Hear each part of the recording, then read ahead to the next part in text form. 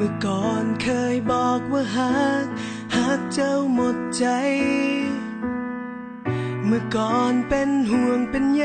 คิดถึงเจ้าทุกวันเมื่อก่อน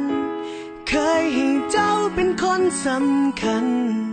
เมื่อก่อนเคยเป็นอย่างใดเดี๋ยวนี้ก็ยังเป็นแบบนั้นยังหากเจ้าเหมือนเดิมสม่ำเสมอใจ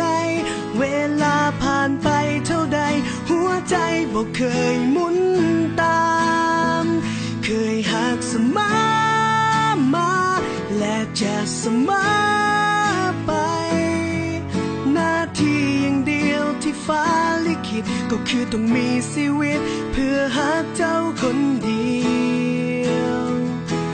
ตลอดไป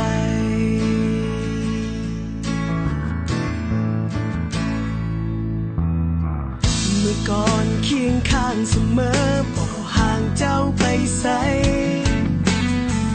เมื่อก่อนจะอยู่ที่ใดบ่เคยคิดนอกใจเมื่อก่อนอยากมีเจ้าคนเดียวเรื่อยไปเมื่อก่อนหักขนาดใดเดี๋ยวนี้ก็ยังเป็นเหมือนเดิมยังหาเจ้าเหมือนเดิมสม่ำเสมอใจเวลาผ่านไปเท่าใดหัวใจบ่เคยหมุนตามเคยหักเสมอมาและจะเสมอไปหน้าที่อย่างเดียวที่ฟ้าลิขิตก็คือต้องมีชีวิตเพื่อหา